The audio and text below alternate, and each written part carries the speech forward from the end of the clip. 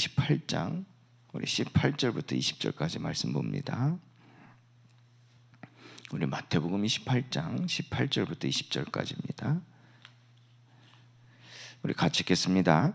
예수께서 나와 말씀하여 이르시되 하늘과 땅의 모든 권세를 내게 주셨으니 그러므로 너희는 가서 모든 민족을 제자로 삼아 아버지와 아들과 성령의 이름으로 세례를 베풀고 내가 너희에게 분부한 모든 것을 가르쳐 지키게 하라. 볼지어다 내가 세상 끝날까지 너희와 항상 함께 있으리라 하시니라. 아멘. 우리에게 첫 열매라 말씀하셨습니다. 자, 이 첫 열매가 된다 하는 것은 다른 단어로 또 바꿔 얘기해 본다면요, 제자가 되는 겁니다. 자, 그러므로 너희는 가서 모든 민족을 제자로 삼아. 자, 모든 민족을 제자로. 자, 그러면 나는 어떤 제자가 되고 어떤 제자를 삼아야 되는가? 자, 오늘 마태복음 28장 18절 20절에 제자가 되기를 소망합니다.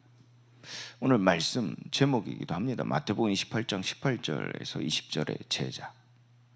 자, 이 제자가 되고 이 제자를 삼는 것이, 자, 오늘 예수님께서 우리에게 명하신 말씀입니다. 자, 시작은 그러므로. 자, 우리가 그냥 가는 게 아니라요, 그냥 뭐 제자가 되겠다, 제자 삼아야 되겠다가 아니라, 자, 그러므로 그랬어요. 그러므로. 그럼 앞에 전제되는 것이 있기에 우리가 제자가 될 수 있고 제자를 삼을 수 있다는 얘기겠죠. 자, 그 시작은 바로 그러므로라고 한다면 예수 그리스도께서 하늘과 땅의 모든 권세를 내게 주셨으니, 이는 예수 그리스도께서 하늘과 땅의 모든 권세를 받으셨기 때문에 예수님 우리에게 말씀하시는 겁니다. 그러므로.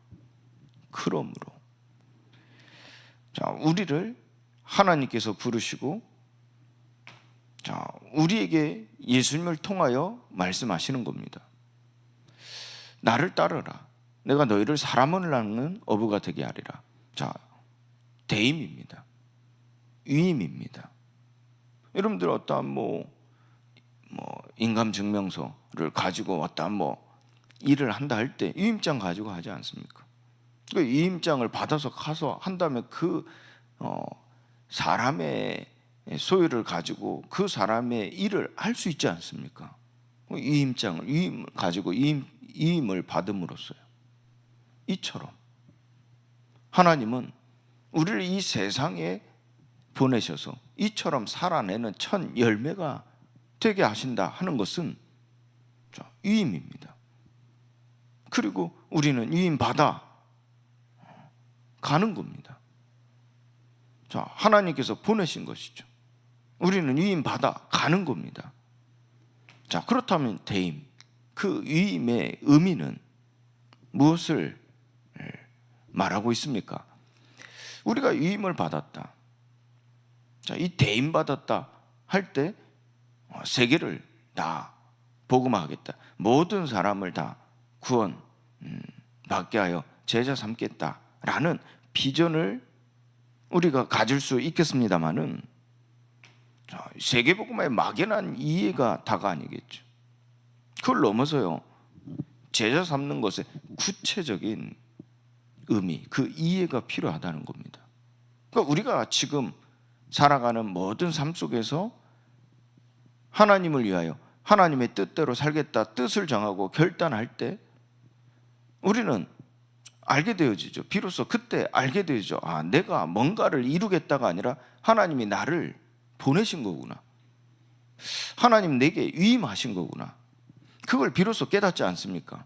우리가 뜻을 정하여 결단할 때요.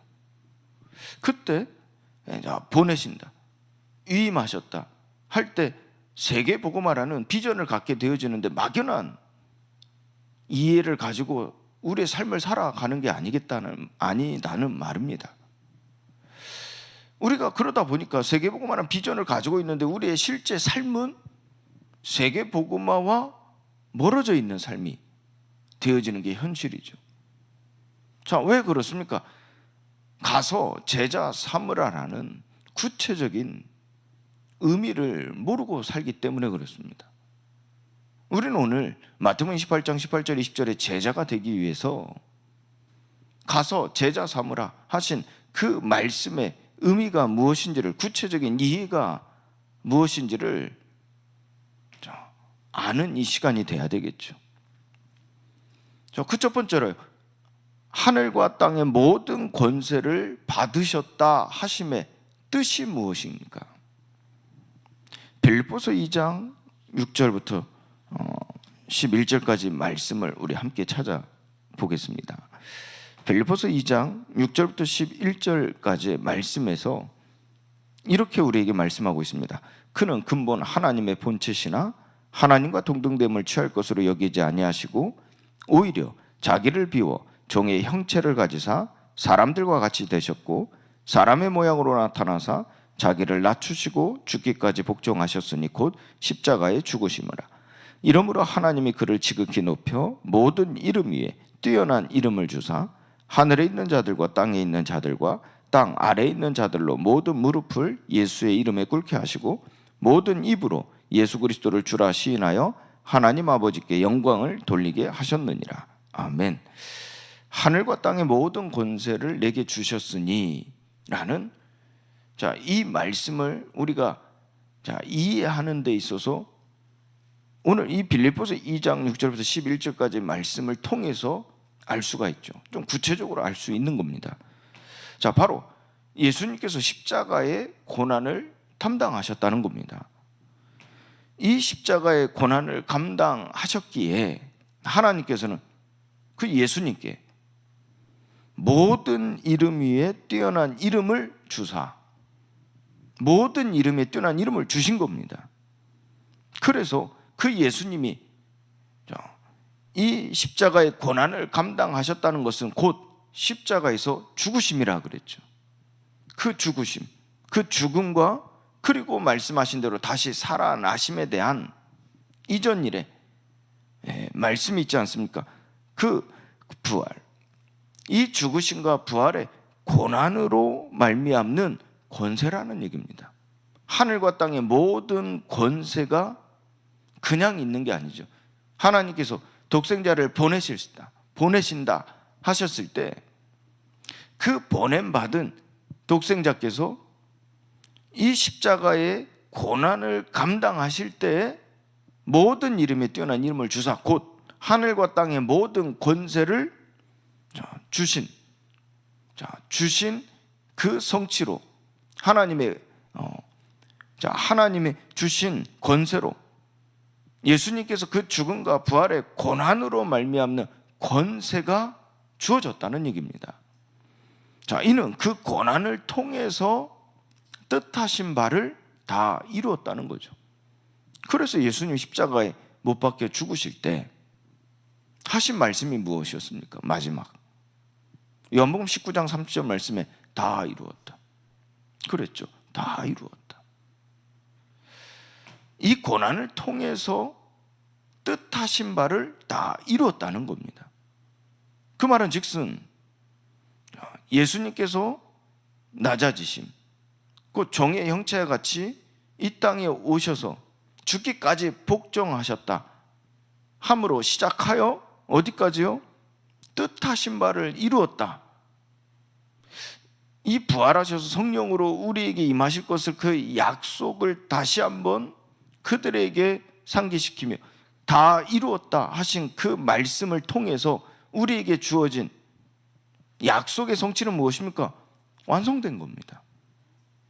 하나님께서 우리에게 주신 그 복음이 완성되는 거예요. 그렇기에 우리는 하나님의 말씀을 통해서 내가 누릴 것이 있다면요, 내가 모든 걸 할 수 있다 라는 의미보다도요, 예수님께서 다 이루었다 하신 것은 내가 이제는 모든 걸 할 수 있다, 세계복음을 할 수 있다, 내가 이제는 그 하나님의 권세를 가지고 무엇이든지 할 수 있다 라는 의미보다도요, 누구든지 이 죄와 흑암 권세에서 해방되는 은혜가 허락되었으니. 마음 놓고 가서요, 누구든지 살리고 구원해낼 수 있다는 의미로서 우리는 받아야 되겠죠. 그렇지 않겠습니까? 하늘과 땅의 모든 권세를 내게 주셨으니 그러므로 너희는 가서 라고 말씀하실 때, 그 말씀 우리가 받을 때는 그 하나님이 나와 함께 하지, 그 예수님이 그 권세를 가지고 나와 함께 하시기 때문에 이제는 내가 마음대로 할 수 있겠구나, 내가 무엇이든지 할 수 있겠구나 라는 의미로 받아서는 안 되겠지요. 그러면 방종이 되거든요. 그리고 자칫 잘못하면요, 우리는 이 마귀의 속임수에 속을 수 있거든요. 그런데 이 말씀에는요, 우리에게 어떤 의미로 받아야 된다 함을 가르치고 있는 겁니까? 예수님께서 죄와 사망의 법에 묶여 있는 자들, 그 흑암 권세에 사로잡힌 자들, 그들을 건지시는 은혜가 허락되었다 이 말입니다. 이미 허락되었다. 그러므로 너희는 가서 누구든지 죄사함을 얻고 구원에 이르게 함을, 구원을 받도록 하라는 거예요. 마음껏 가서 누구든지.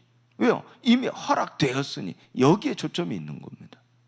우리는 이와 같이 말씀을 받아야 되겠죠. 그래서 하늘과 땅의 모든 권세, 이 권세가 예수님께 주어졌으니 이 의미가 전제돼야 되는 거예요. 우리가 가는 길에, 우리가 전도하러 가는 길에, 캠프하러 가는 길에, 사람을 만나러 가는 길에 무슨 일을 하든지 그 일을 하기 전에 무엇이 전제돼야 됩니까? 하늘과 땅의 모든 권세를 내게 주셨으니, 곧 하나님께서 죄와 사망의 법, 그곳에 묶여 있고, 이 흑암 권세에 사로잡힌 자들을 건지시겠다 하는 은혜가 이미 허락되었으니 가라는 겁니다. 능력 차원이 아니라요. 그렇잖아요. 우리가 자칫 잘못하면 이 복음을, 이 권세를, 하나님의 자녀의 신분, 여기에 따른 권세를 능력 차원에서 이해한단 말이에요. 우리가 예수님의 권세를 가지고 위임을 받아서 하나님의 일꾼으로, 비밀을 맡은 자로 무슨 일을 할 때 그 위임 받은 것을 우리는 어떻게 이해할 수 있습니까? 능력 차원에서 이해할 수 있단 말이에요.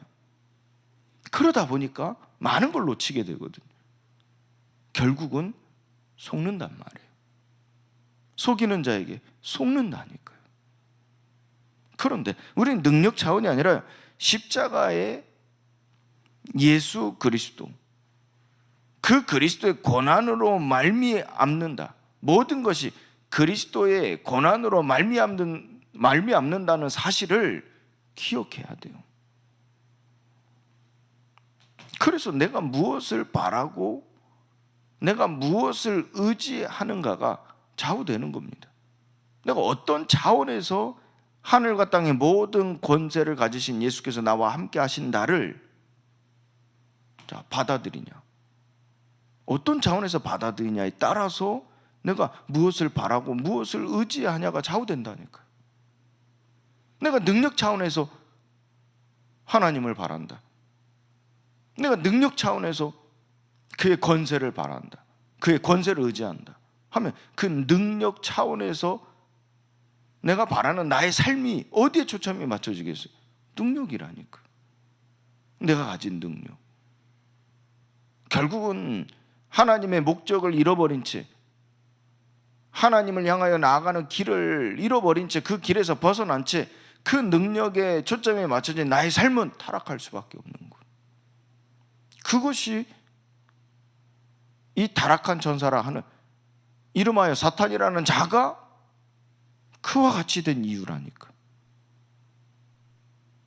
초점을 어디에 맞춥니까? 능력 차원에서. 왜? 하나님은 주님을 찬송하는 천사장에게 많은 고난을 주셨거든요.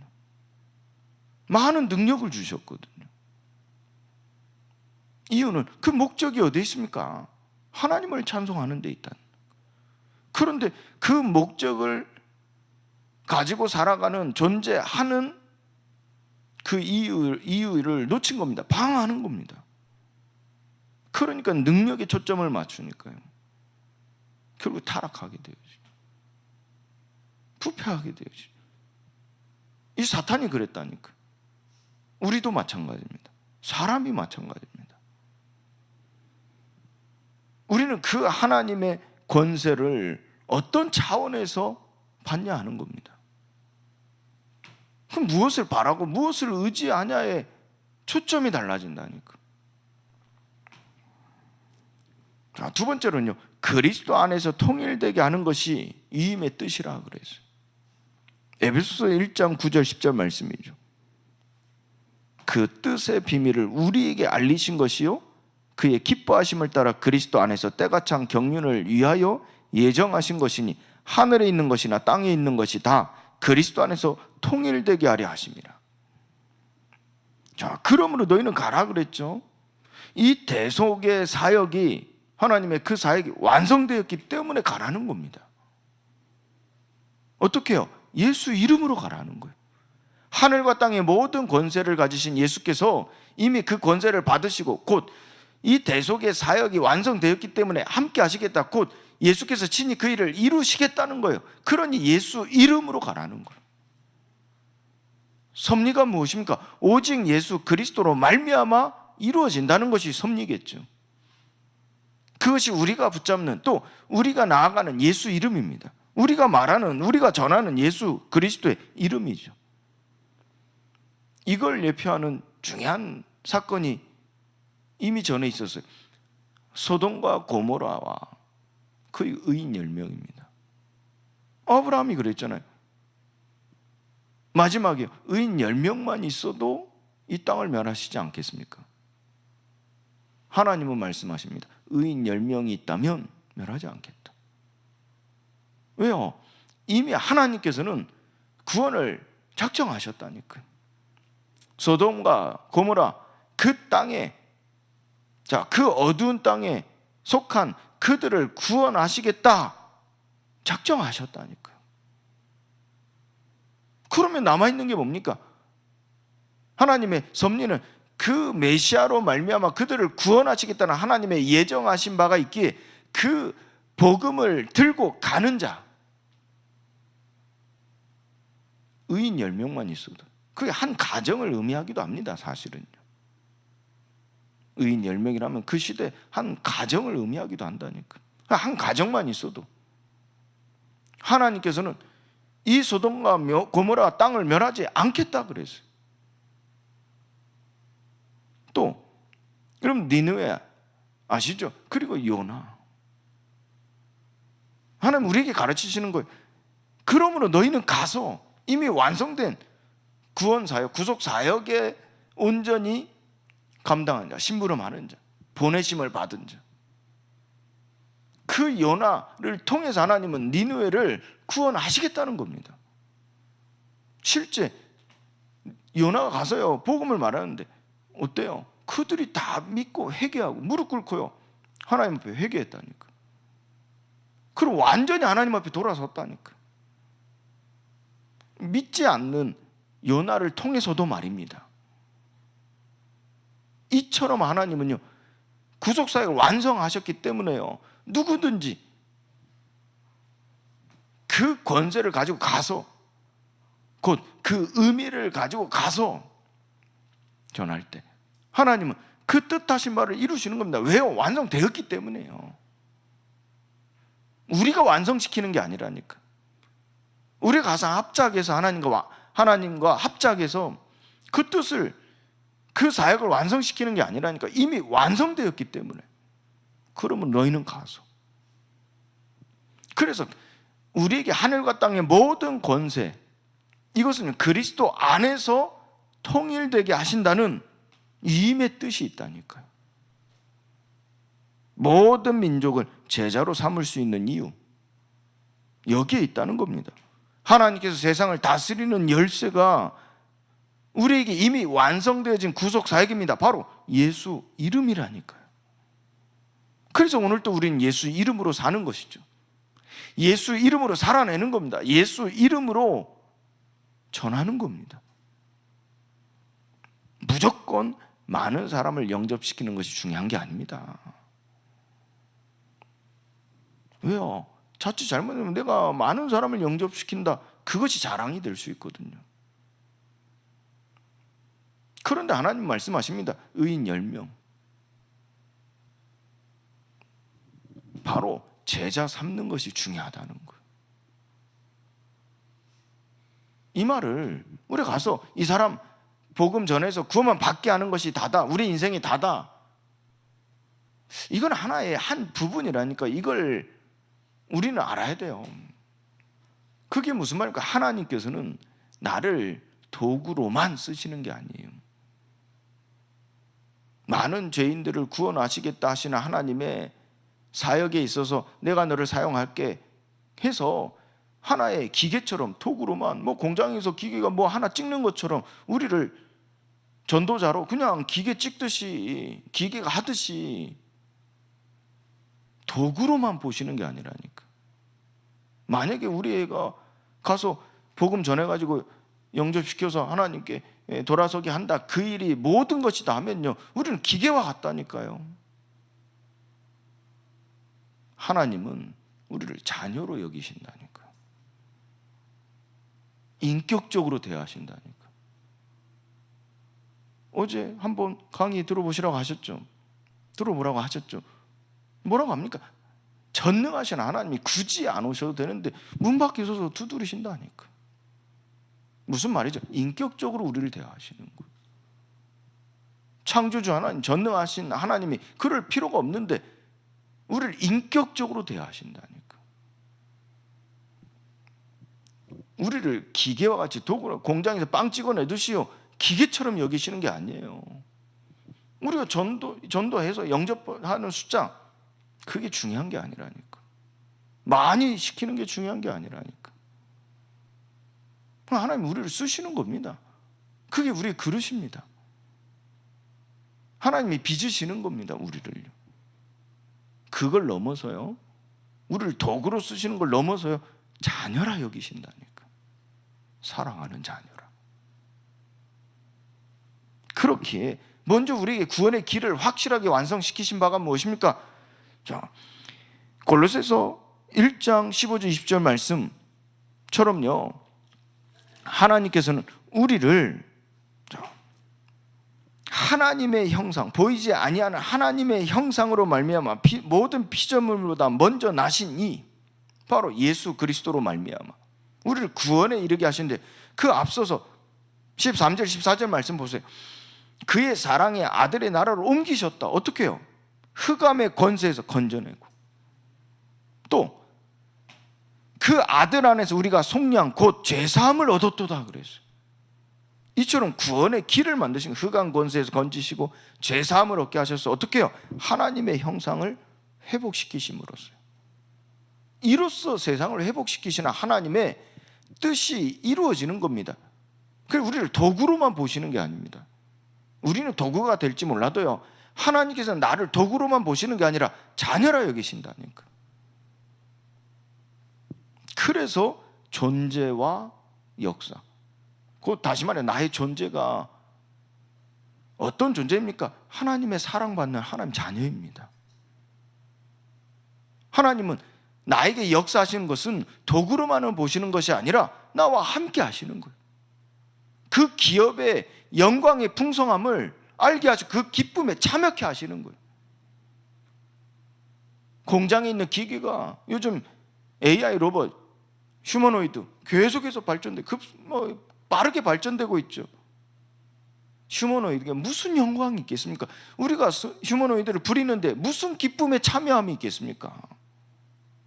그 기계를 아무리 생각하고 아무리 내 말하고자 하는 바, 내가 원하는 바를 들어준다 해도 무슨 기쁨에, 나의 기쁨에 참여하는 존재가 되겠습니까?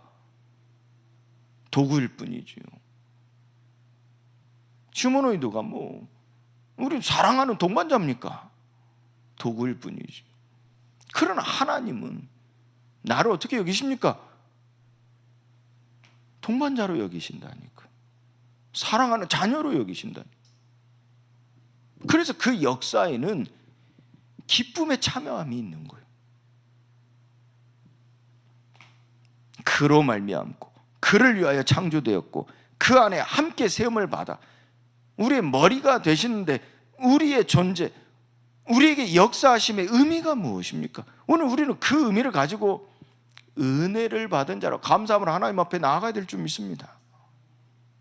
그때 하나님 우리에게 생명의 능력, 그 지혜와 계시의 은혜가 되어지고 하나님이 우리에게 명하시는 그 요구에 신령한 복주심에 대한 하나님의 축복하심을 누리게 되어지는 것이지요. 그래서 우리를 거룩하고 흠이 없고 책망할 것이 없는 자로 하나님 앞에 세우신다 그랬어요. 21절 23절 말씀에도 그랬잖아요. 이러므로 우리는 복음의 소망이 흔들리지 아니하면 하나님께서 우리를 그와 같이 되게 하신다고 그랬어요. 복음의 일꾼이 되었노라 그래서 화목하고 화목하게 하는 복음의 일꾼이라 그랬어요. 그래서 우리는 그 존재와 역사 속에서 우리는 거룩하고 흠없고 책망할 것이 없는 자로 하나님 앞에 세움받게 되어지는 거예요. 그래서 우리가 이 세상을 그래서 불신자와 같이 꼭 버림받은 자와 같이 이 부모를 잃어버린 자와 같이 그와 같이 살지 않는 것은 이 이유 때문이죠. 그렇죠. 이것이 위임의 뜻이라니까. 이것이 세 번째로 우리가 모든 권세, 예수 그리스도 이름 앞에 모든 것이 있다는 그 의미라니까. 나를 향해 하나님이 은혜와 긍휼을 베푸시고 어떻게 사랑하시는지를 선포하신다는 거예요. 나를 통해서 하나님 선포하신다는 거예요. 그리고 나를 통해서 전파하신다는 거예요. 모든 민족에 증언되기 위하여 모든 인류와 모든 생명을 향해서 하나님은 어떻게 하신다? 우리를 기뻐하시고 사랑하신다 하시는 겁니다. 우리는 오늘도 여기에 초점을 둬야 돼요. 하나님이 이를 위하여 나를 사랑하시고 나를 기뻐하신다는 거예요. 너에게 분부한 모든 것을 가르쳐 지키게 하라.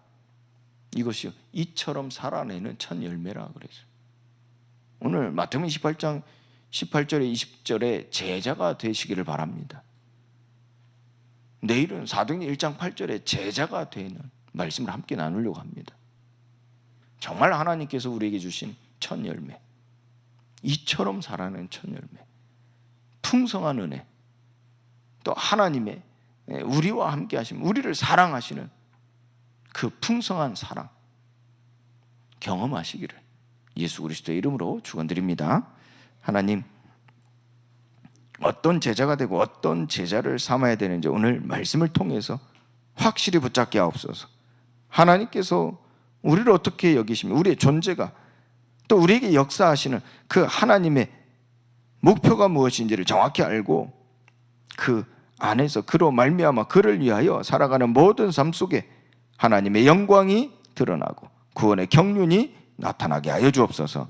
이제는 우리 주 예수 그리스도의 은혜와 하나님의 크신 사랑과 성령님의 교통하심이 오늘 마태복음 18장 18절 20절에 제자로 세움받은 이 자녀들 머리 위에 이제와 영원토록 항상 함께 계실지어다. 아멘.